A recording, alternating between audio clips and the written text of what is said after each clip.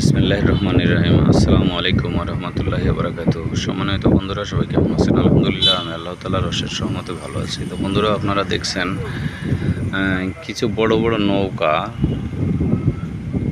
Launch জাতীয় কিন্তু নৌকা, এখানে খড়ির স্তূপ জমিয়ে আছে বা নিয়ে এসেছে, তারা নদীর ভিতরে আনলোডের অপেক্ষায় আছে। তো আমরা যারা ডাঙায় বাস করি, আমরা কিন্তু সড়ক পথের ব্যাপারগুলো জানি, কিন্তু নদীপথেও যে এমন বাহন আছে আমরা কয়জন জানি?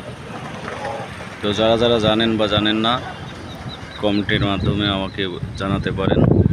দেখেন কতগুলো গাড়ি এসেছে এখানে একটি কোম্পানিতে।